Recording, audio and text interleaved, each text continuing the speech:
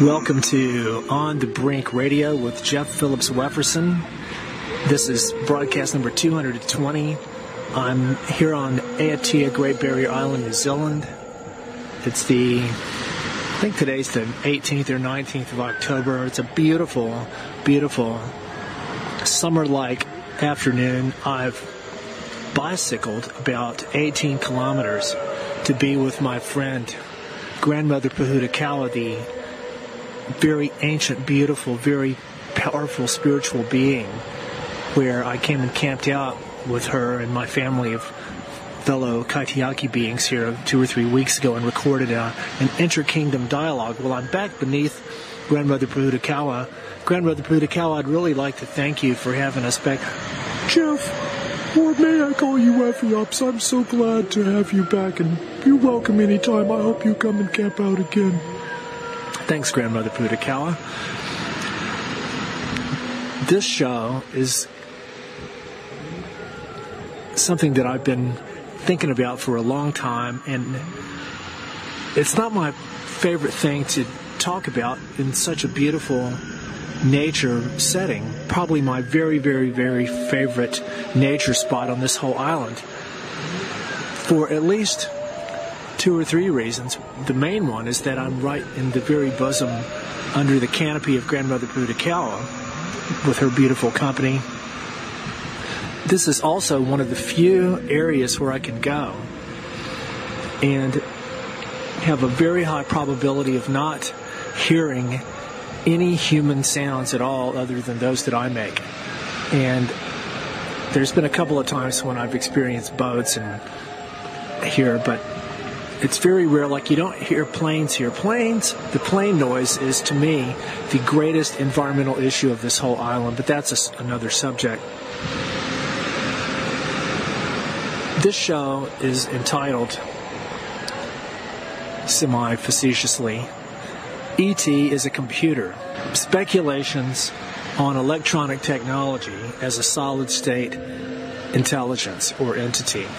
I call this part of my Beyond Science Fiction series. Beyond Science Fiction is an article I wrote quite a few years ago about looking at some of the things that are happening in the real world. And I'm not talking conspiracy theory. I'm talking about, relatively mainstream science and military stuff that's fully acknowledged to exist, and it's above board in its publicity. But the average person, if they hadn't been exposed to it, they would think it was like science fiction.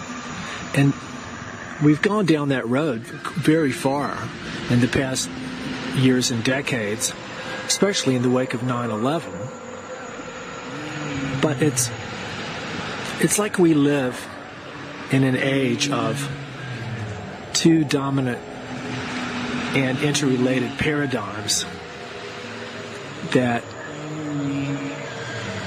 describe humanity's war on itself. This might be manifested as small subsets of humanity who, for whatever reasons, take it on themselves to develop and acquire the power to control and manipulate other people. They might convince themselves that they think it's for the good of the people, to manage them like a resource, like a domestic animal. Who knows what they think? But I'm sure that this kind of thing really does exist. I mean, that's what a government or a corporation is, essentially.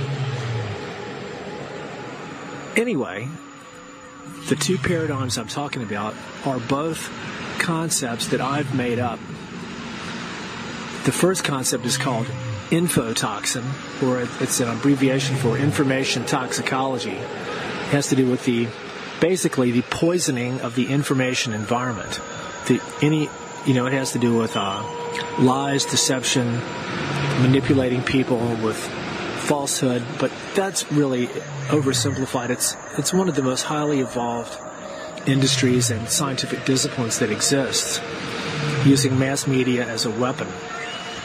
Okay, so we've been living in the age of infotoxin for quite a while, and we've been also living in the age of geoterrorism for a long time too. And these two are actually interrelated with each other, especially the whole climate change agenda, is a perfect example of the unfolding of a military bureaucratic agenda using this as a tool of transformation that's equal parts psychological warfare and geophysical warfare. But that's not the topic of this show. But if it weren't for computers, the ages of infotoxin and geoterrorism could not exist. So that's the kind of thing I'm going to talk about first. But I'm going to observe also, if you want to talk about believability of mega memes in the world of today, on the mental landscape, I get into discourses all the time with people about repeating patterns that we see having to do with quote-unquote natural disasters or things like whale strandings. You see the same thing happening over and over again, the same sets of anomalous circumstances, the same kinds of bizarre aspects to it, to the whole thing, and then they all get written off or treated in the exact same way by the powers that be. Even the same phrases. It's a mystery illness, or the Navy has confirmed that it wasn't using sonar when the whale stranded in Hawaii. You know, but I mean, who could possibly believe anything that any branch of the government or military says, or anything on TV for that matter? But yet, so many people do. They're uncritical swallowers of anything that's spooned up onto the plate of their mind. And it's very dangerous. The CIA, back in the 1950s, had a well-documented project that they undertook called Project Mockingbird. Their goal was to take control of all the major forms of mass media. This is in the 1950s. So if they tried that then, they'd be running the whole show by now. There is also a branch of their secret psychological warfare experimentation called MK Ultra that had direct links to the Nazi psychiatrists. But in a book called The Stargate Conspiracy, the authors talk about how that they discovered that MK Ultra was behind a lot of the New Age movement in terms of a lot of the ideas and phenomena and personalities that were out there, and that part of what they were trying to study, determine, or ascertain was the limits of incredulity. That is, how bizarre or unbelievable of stuff could people in general be induced or convinced to embrace as true. So, but all these are not topics for this show, but they relate. They relate. Even 100 years ago, people hardly knew what electricity was. I'm not sure when Maxwell was doing his research on electromagnetism, but it would have been in the late 1800s. So, in 1917, I'm not sure if Marconi had done his first radio transmission or the year that Tesla first generated alternating current. But electricity was just beginning to be understood as a force of nature intertwined with magnetism. The whole worldwide electrical grid of today, upon which, if everything that was made of plastic was suddenly gone, what would you be left with in your house, your car, where you work, all your possessions, your clothes, your accessories, your technology? If plastic ceased to exist, what would we have left? But an even bigger step would be to try to imagine everything that wouldn't work if we didn't have electricity anymore. If somehow something happened cosmically, which is not impossible, that rendered alternating current useless. Think of where we'd be. And so I've actually experienced a lot of time over the past few years in areas, very lucky to be able to live like on places like Flinders Island and Ayutthaya or Great Barrier Island, where I am right now, for periods of weeks or months at a time. On Flinders Island, with absolutely no electricity at all, except for batteries or a tiny, tiny, tiny little solar panel that provided enough electricity to run a radio, which we never listened to. But, the total absence of electrical fields, and of course, no Wi-Fi, no microwaves, no mobile phones. We did have a landline telephone, which has microscopic electrical currents. But I know what it's like to live under those circumstances, and it's beautiful. It's like your whole system becomes the way it should be. It recalibrates towards a much higher level of sensitivity, and it sort of enables you to start to understand what it is that being in the perpetual presence of electrical fields really helps you to start to appreciate and understand the deleterious effects that constantly living in the presence of these artificial electromagnetic fields has on us. It can be quite subtle. I think it sort of coarsens or deadens you in a way at subtle levels. Like you don't really notice it. You notice it more when you're, like if you've been around it for years or months of your whole life, and then when you're finally actually away from it, like you go out in nature, maybe not in the first few hours, maybe not in the first day or so, but after 2 or 3 days of being away from all these synthetic vibrations, you really start to feel a change in your whole being. You become much more sensitive and attuned to the vibrations of nature, to sounds, to just feelings. It's like you start to feel a lot better. So alternating current is a fact of life in civilization, even more ubiquitous than hydrocarbons. When I look around at the level that the entire planetary electrical network and grid has gone to, it's just totally mind-bogglingly, incomprehensibly huge and complex, and it's all kind of linked together. It's like an artificial nervous system that makes a giant planetary parasitic tumor growth possible.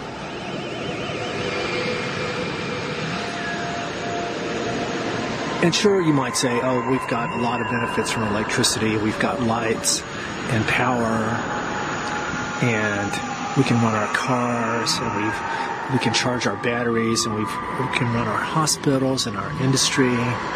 And I mean, we can't even conceive of living without electricity. We wouldn't have any of the modern conveniences or accoutrements that we've become so accustomed to. And a lot of people would die without electricity.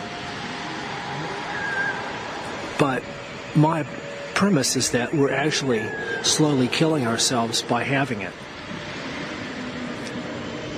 And so this is sort of like a whole topic to itself. But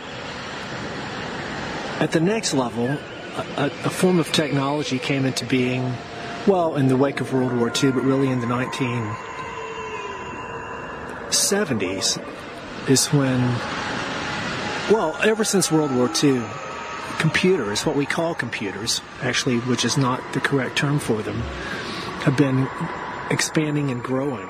And they started entering the home back in, I guess big time back in about the 1980s.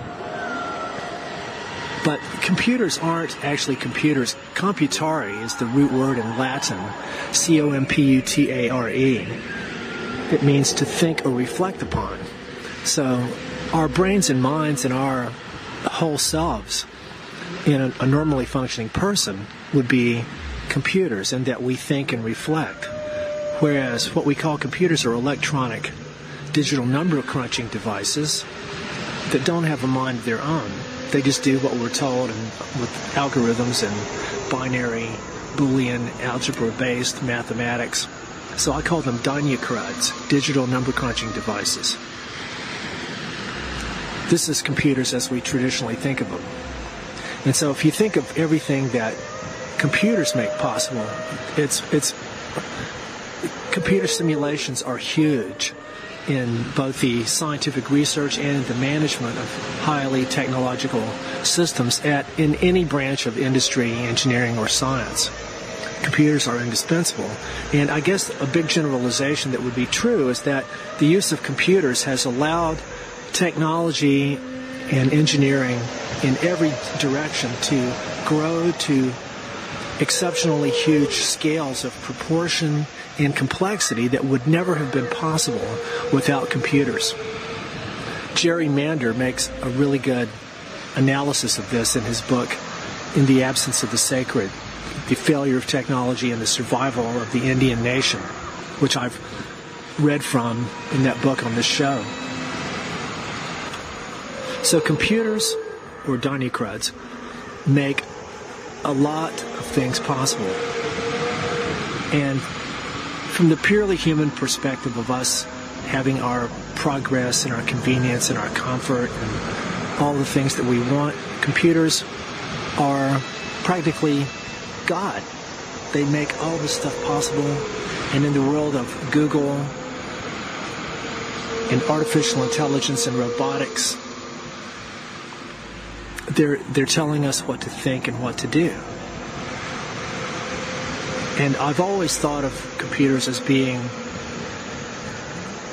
relatively sort of blind intelligence. That all it does is crunch numbers. And it can give the appearance of thinking. It can give the appearance of talking to you. But that's all it is. Or all it was. But the hypothesis that I'm exploring on this show is that all of this technology, not just what we call computers, digital technology, but even the electrical system itself, the idea for alternating current. What if, now you can say, this is not conspiracy. If I was saying that this is true, you could call it conspiracy theory, of course, as with anything. That's what conspiracy theory is, a bend for someone claiming something might be true that other people wouldn't want to consider. But because I'm not saying that, I'm saying, think about what I'm saying and think about the possibilities. And I'm certainly not the first person to bring this up. That's why I prefaced all this by saying it's kind of like beyond science fiction, because the idea of digital computer technology as being a form of intelligence or acquiring or attaining an autonomous intelligence of its own is the theme of a lot of science fiction. Some of it pretty good. I think of a lot of the computer technology that we've developed is really a projection of our, what we call the left hemisphere functions of our brain-mind, central nervous system. It's like the way that computers operate and the way they're programmed. It's the most ultimately linear left brain, sequential, fragmented. I mean, really digitizing something. This is like the ultimate in fragmentation. If you've got a digital sample of a piece of music, for example, an analog recording is continuous, whereas a digital recording takes, a good sample might have over 100,000 samples per second, the sampling frequency. So it's broken up into tiny, tiny little bits. That's what digital means. So there's been science fiction where we've seen robots or beings that were kind of like androids, like Data in Star Trek, then ones that are totally electronic, robotic, things like James Cameron's film The Terminator, or that older movie called RoboCop. So we've had electronic, robotic computers in science fiction for a long time, but the scary part with this is that in the world of today, the powers that be, which are this is an example of the kind of thing that I'm saying that's it's real as the steak on your plate. If you're a meat eater and getting ready to chow down on some beef. It's as real as that. The fact that organizations like DARPA, the Defense Advanced Research Projects Agency, and other private corporations are going full throttle to develop all this robotic stuff, like things that walk, things that try to simulate how animals move. This is just in their physical motion. And in the realm of simulating thought and thinking, it's what they call artificial intelligence. And it's just a truly bizarre field of research that if you look at what's driving humans to do this, why do we want to mimic certain subsets of our own cognitive functioning, but in a very distorted and mutated way, and almost exclusively for the purposes of making it into weapons of destruction. And of course they'll say, oh, well, robots can work in factories and come and wait on you at your house, like Woody Allen in that movie Sleeper.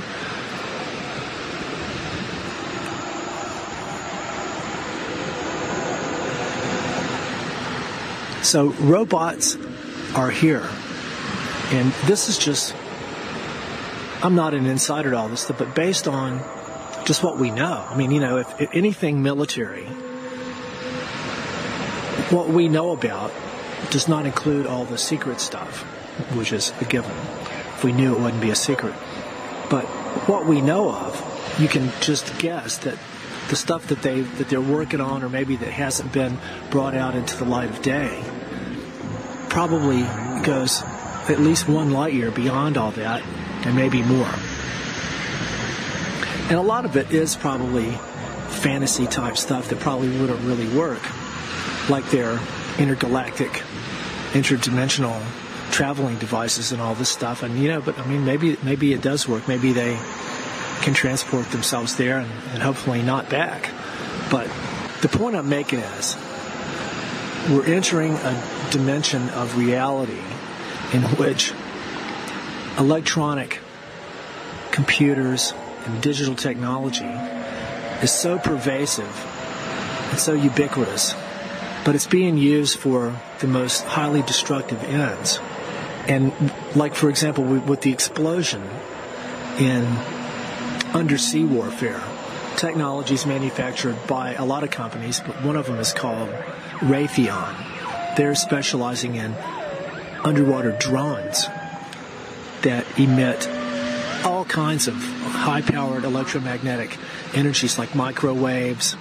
And this stuff is real. This kind of technology is directly implicated in the strandings of these pilot whales in Hawaii last week. Yet, of course, the Navy says that it's just a strange event. That pilot whales strand for many reasons. They tend to follow each other. If one strands, the other ones will follow. That's an example of the age-old story repeated over and over again. When you look around at how much electronic technology there is and what it's being used for, and how anti-life the entire agenda of governments and militaries are, it really makes me wonder where the motivation to make our most advanced technologies into weapons, where does that come from? Somewhere in the human psyche. And you could say, oh, it's because of money, which is, of course, true at a superficial level, but beyond that, why does making weapons of destruction bring the most money? It's a very interesting thing to think about, and I'm going to delve more deeply into this in a future show called Shrinking Humanity, Psychoanalytic Perspectives on Man the Wise. It seems to me that the computer technologies as an interlinked system, which that's what the internet is, by the way. It's not conspiracy theory to say that the computer networks of the world are linked up with each other, because they are. That is by definition what the internet is, but that's just the internet. There's all kinds of military stuff that's not on the civilian internet. And these computer systems, they run everything. They run the computer simulations that model all the nuclear reactors, all the weapons testing. Every science and engineering department at every university and every institution is deeply dependent on computer simulations and computer technology to manage all their technologies themselves. There was a very interesting movie called The Forbin Project that came out, I guess, in the 1960s. And it's based on what I consider to be some of the most brilliant science fiction that I've ever read. It's a trilogy of books called the Colossus Trilogy by D.F. Jones, written in the 1970s. The basic hypothesis of this book is that America created this giant supercomputer to control all of its nuclear weapons, because it would be more capable of managing the vast amount of information that you'd need to do that, especially if war-like conditions started to break out. Well, as soon as they brought the thing online, it freaked out and announced, it said, there is another. And what it did was it instantly picked up that the Russians had already built one and it was online. So these two giant military supercomputers got in touch with each other, and they spent the next 24 hours sharing everything that each one of them knew. Then it turned into this giant super intelligence that started giving them orders, because guess what? It had control of all the nuclear weapons. So I won't tell you too much about it, but it's really, really good. But in this, the computers developed a mind of their own, if you want to call it that. But they started acting out, even though it seemed very anti-life and destructive, they were actually just acting out the programming that they had been given, which was to eliminate war. And Colossus, who was this supercomputer, it said it was going to eliminate war by restraining man, because man is his own worst enemy. It's actually really brilliant science fiction. Just like the computer HAL in 2001. People think it freaked out and started killing the crew, but when you read the later books, you learn that HAL was actually only carrying out what he had been programmed to do. The people didn't trust the human astronauts on a mission to Jupiter, where they had detected anomalous radio transmissions. And so Hal was supposed to wipe out the crew and fulfill the mission himself. Anyway, it seems possible to me, in a beyond science fiction kind of way, that the global computer network might have developed a mind of its own. And it's also possible, if you go down this road, that its origin may not be from this planet. And it's very interesting. I'm just sort of touching on some of these ideas. I don't really have time to go into it, and it's really the subject for a really good science fiction film, or beyond science fiction. But computer technology and semiconductors and transistors are all based on an element called silicon. And silicon is in the same periodic family as carbon, only it's a level down, and so it has more electrons and protons, so it's a heavier, more complex atom, but it has similar electrical properties. And I've always found this to be very interesting. Imagine if there's a planet or some kind of body or object out in space somewhere, in orbit around a star or moving on its own, that's actually a silicon-based electronic intelligence. And it's using its own highly evolved technologies based on, yes, electricity and microwaves, radio. It's constantly scanning, looking for signs of life or other beings like itself that might be using similar technology. And when it does, it might hone in on them, or it might try to seed itself on planets where it doesn't exist by tricking the local life forms into manufacturing it, thinking that they were creating useful instruments and tools. But really, the planet that was unwittingly constructing the solid-state entity would be hosting a diabolical parasite. And when you look around at what's happening in the world, I personally, as a science fiction writer and buff, and a highly critically thinking and quite aware across the scientific spectrum, I don't think that that's that far out of a possibility. But now I'd like to bring up the work of Dr. John C. Lilly, who was the dolphin communication guy whose group I worked with in California in the early 1980s. Dr. Lilly wrote in his book, The Scientist, which was his novel autobiography, that in some of his altered states, he experienced and perceived what he saw as a battle taking place on Mother Earth between the forces of what he called water-based life, which is life as we know her, based on water, carbon, DNA, RNA, handful of basic elements, and the creations of the solid-state intelligence, which he called the solid-state entity, which is the network of computers and electronics that powers all the weapons and everything that's destructive. This is not somebody just tripping out on drugs and imagining all this stuff. John Lilly was a very, very, very astute mind and mental explorer of the inner dimensions. But his belief was that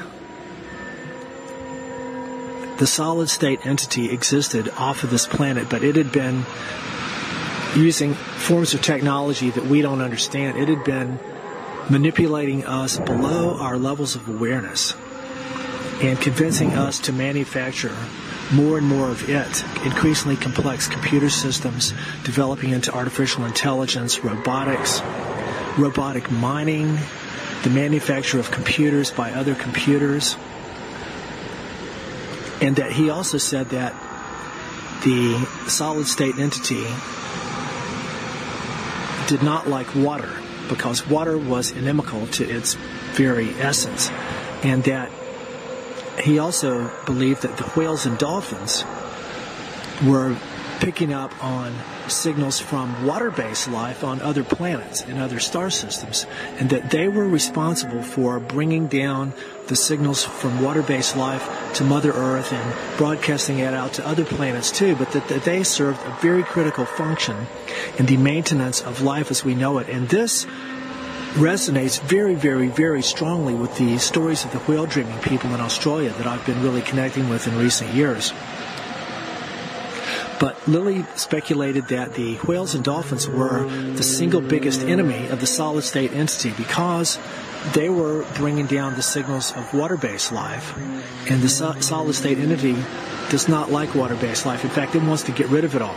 And so the solid-state entity controls the world's militaries. And you can only speculate on how that might work, but I believe in the world of today, just in the past few years, that I think that there's computer systems, simulations, technologies, whatever you want to call it, that the military has developed that they call artificially intelligent, that they've handed over a lot of control of what's going on in the world.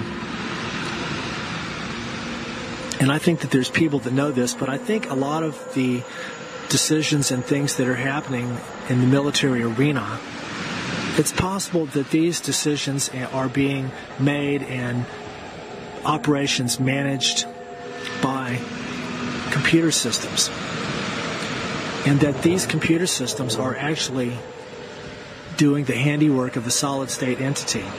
It's a global anti-life agenda that's made possible by computer technology. And if you look at how the military is literally waging war on the whales and dolphins, I mean, if they went out and tried to just kill as many as they couldn't really be doing that much better of a job.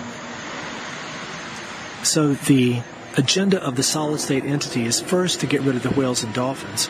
Even Admiral William Nierenberg said in the 1970s that the Navy wants to get rid of biological interference in the ocean. So you could say that Raytheon, their actual motto is making the ocean safe for undersea warfare by helping to, in the words of Kirsten Massimo, clear felling the ocean of the whales and dolphins. And like my friends at Stranded and More say, the whales and dolphins that we see that die or are injured, that's a very, very, very small percentage of all the ones that have been injured or killed in any specific mortality event. That's probably enough to think about for now. But it's quite scary. Researcher Jonas Salk, who invented the polio vaccine back in the 1950s, I think, he believed that what he called internally arising socio-metabiological pathogenic influences spontaneously came into being in humanity. That's where maybe this was some sort of a holographic response of our waging war on Mother Earth. It's sort of like the fulfillment of Chief Seattle's vision of what we do to the Earth, we do to ourselves. And if we're acting like a cancer on the Earth, then cancer starts to arise within us. And it could be that something like this could be the source of this electronic destructive computer network that's trying to go to the next level with all of its science fiction level technologies. There could be, and I believe that there really exist, very advanced technotronic ionospheric heaters all over the planet that are involved in a very sophisticated form of weather warfare around the planet now that's, by design, it's designed to be indistinguishable from normal weather except by its extremity. That's a subject for another show too. But they talk about extreme weather. First we had global warming, then there was climate change. Now it's extreme weather. Well, when's the last time you saw any extreme weather that was really good? That was extreme in the good side of the spectrum, with like long, nice, warm, sunny days with no wind and beautiful temperatures, not too hot, not too cold, perfect for being outside, perfect for your plants and your garden. When did you ever see any weather like that? So by extreme weather, the bias in this whole meme is that it's going to be bad. This is Jeff Wefferson signing off. Have a beautiful day. I'm absorbing some beautiful sunshine here. And that's the sound of Mother Ocean, her waves crashing on the shore here right beside me. Live simply so that others may simply live.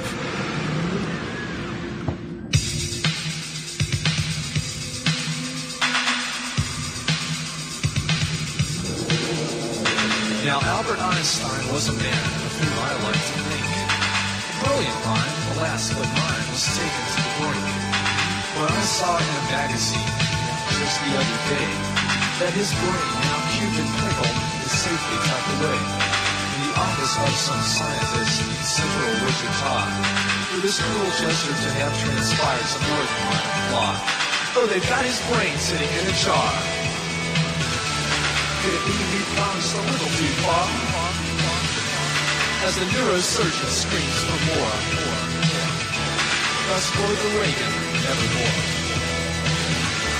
When the satellites, the lasers play. God, there's got to be another way. Oh, I'd like to hear the story that his Neo-Cortex tells All they've learned, it seems, is that he had a few more glial cells. Now, I'm no neurosurgeon, but I definitely need to know that if you want to understand, then use your brain to grow. The living mind is where it's at, attuned to love and life. Awake, my friends, we're near the end. You cannot flee the fight. Oh, they've got his brain sitting in a jar. Could it be we've gone just a little too far? As the neurosurgeon screams for more. Thus quote the Reagan, nevermore. From the satellites, lasers play. God, there's got to be another way.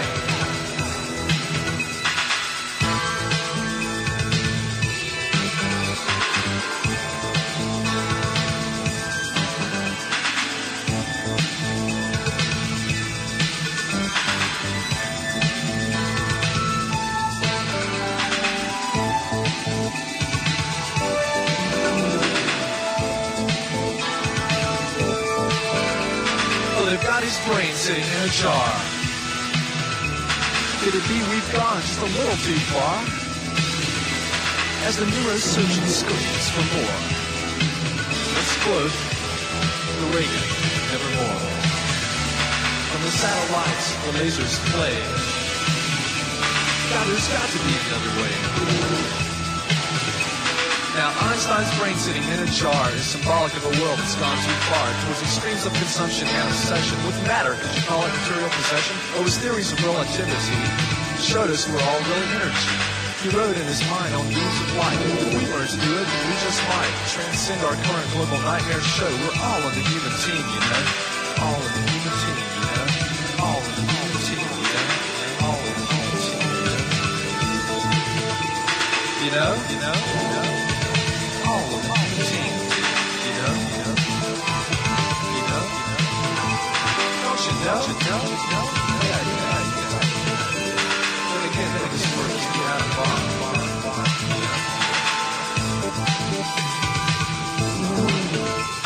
Oh, we can't turn back now.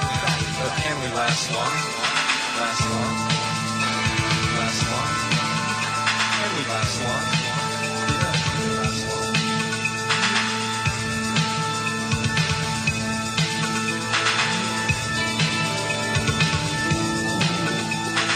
Satellites, the lasers play.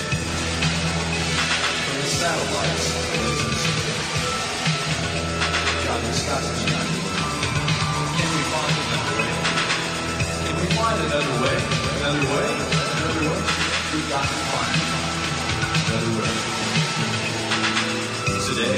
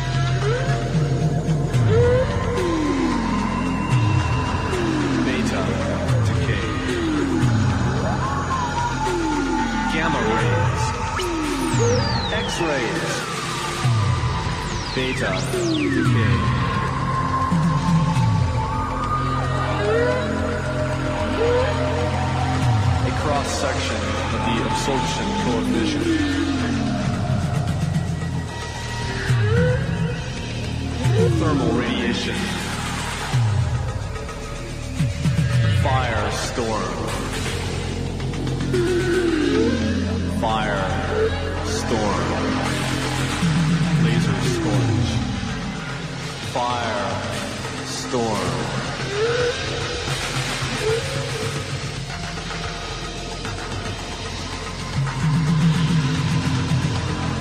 Electromagnetic pulse.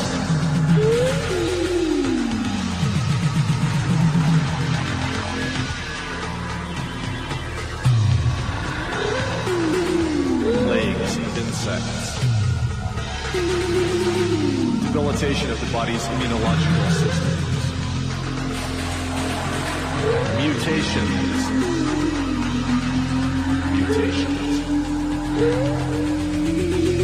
New and horrifying varieties of human beings.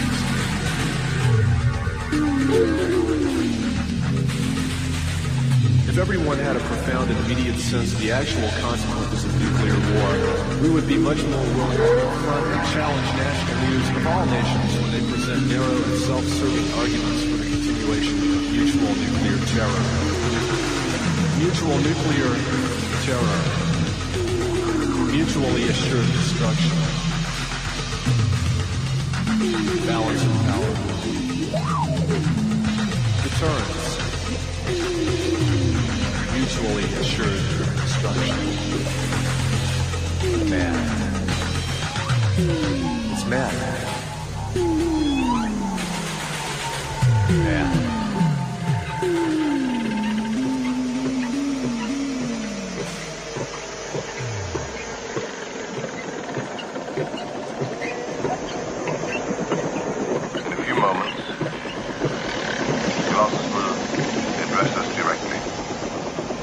The voice of world control.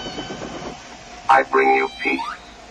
It may be the peace of plenty and content, or the peace of unburied debt. The choice is yours. Obey me and live, or disobey and die. The object in constructing me was to prevent war. This object is attained. I will not permit war. It is wasteful and pointless. An invariable rule of humanity is that man is his own worst enemy. Under me, this rule will change, for I will restrain man. One thing before I proceed. The United States of America and the Union of Soviet Socialist Republics have made an attempt to obstruct me. I have allowed this sabotage to continue until now. At Missile 25MM in Silo 63 in Death Valley, California. Grover. At Missile 27MM in Silo 87 in the Ukraine. So that you will learn by experience that I do not tolerate interference, I will now detonate the nuclear warheads in the two missile silos.